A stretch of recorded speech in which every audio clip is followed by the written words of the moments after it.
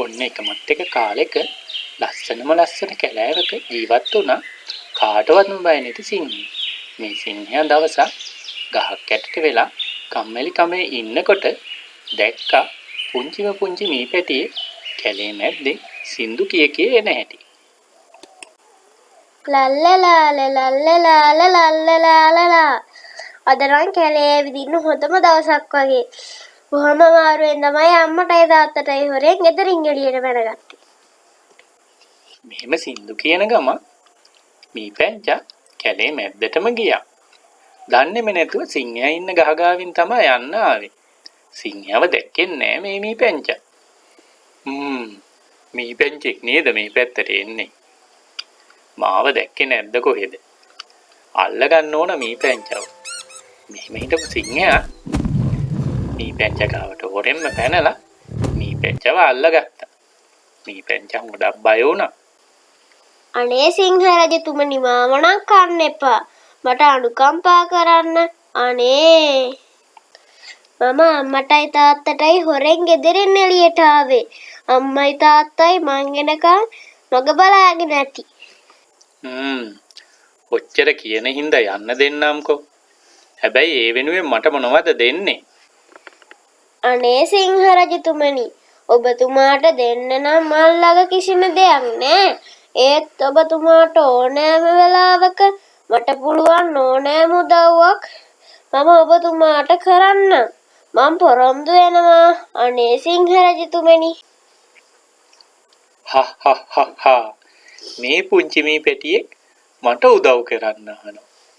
මේ කැලේටම රජා වෙච්ච මම කාටවත් බය නැති වෙච්ච මම මේ මීපැටියන්ගෙන් මොන උදව්වක් ගන්නද? කමන්නේ. අදට මං යන්න දෙන්නම්කෝ. අම්මයි තාත්තත් බලන් ඇතිනේ. අනිත් දවසේ නම් කොහොම තනියම ඇවිදින්න ගිහිල්ලා එහෙම ආවොත් එක කටට කාලා දානවා. මෙහෙම කියපු සිංහයා මීපැටියට යන්න දුන්නා. ඉතින් මීපැටියා සිංහයාට ගොඩාක් ස්තුතියි කියලා යන්න ගියා. මෙහෙම දවස් ගෙවිලා ගියා.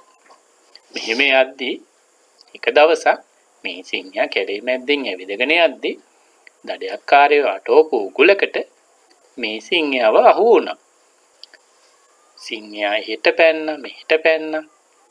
උගුලේ තව තවත් හිර වුණා. ලණු වලට තව තවත් හිර වුණා. හෙල්ලෙන්නවත් බැරි තරමට. ලණු ගලව ගන්නත් බෑ. ලණුත් හරිම හයියයි. සිංහයා හයියෙන් ගොරවන්න ගත්තා. සිංහයාට කරන්න කිසිම දෙයක් තිබ්බේ මේ සද්ද ඇහිච්ච මීපැංචා මේ මගේ සිංහ යාළුවගේ සද්ද නේද කියලා මේ ඇහිච්ච දිහාවට දුවගෙන යන්න ගියා. මෙහෙම යද්දි තමයි මීපැංචා දැක්කේ සිංහ රජතුමා උගුලකට අහු වෙලා ඉන්නවා. ඉතින් මීපැංචා දුවලා සිංහ රජතුමා ගාවට කිට්ටු වුණා. මේ වෙද්දි සිංහයා උගුලේ හොඳටම හිර වෙලා හිටියේ. ඉතින් මීපැංචා බැලුවා මොකද්ද කරන්න පුළුවන් කියලා. ලොකු කඹ හපන්නත් බැරි තරම් මහත කඹ. ඒත් මීපැංචා මොකද දන්නවද කෙරුවේ? එයාගේ චූටි දත් වලින් හෙමින් මේ එක ලණුව හපන්න ගත්තා. එහෙම හපලා කොහොම හරි මීපැංචාට පුළුවන් වුණා මේ ලණු ටික කපලා සිංහයාව නිදහස් කරගන්න. අන්තිමට සිංහයාට උගුලෙන් ගැලවෙන්න පුළුවන් වුණා. මීපැංචාට හරිම සන්තෝෂයි. සිංහයාටත් හරි සන්තෝෂයි උගුලෙන් ගැලවෙන්න හම්බ වෙච්ච එක ගැන. ඒ වුණාට සිංහයාට හරිම ලැජ්ජා හිතුණා.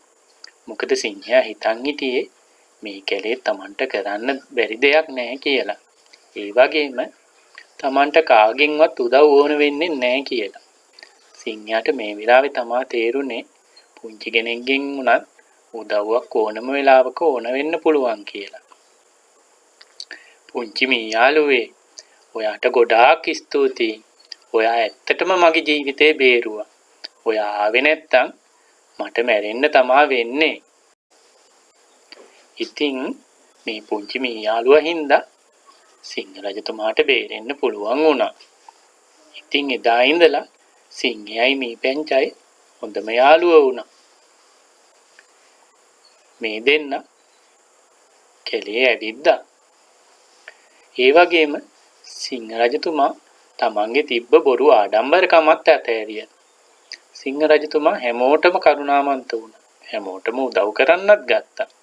ඔබ අන් අයට වඩා ප්‍රමාණයෙන් කුඩා වන්නට පුළුවන්. නමුත් කුඩා වීම යනු ඔබ දුර්වලයි නැත්නම් ඔබට නොහැකි යන්න නොවේ. ඔබේ කරුණාව, විශ්වාසය, කැපවීම සහ ධෛර්යයට ලෝකය වෙනස් කළ හැකිය. මතක තබා ගන්න. සැබෑ ශක්තිය ඇත්තේ ශරීර ප්‍රමාණයේ නොවේ. හදවතේ යහපත්කම් තුලය.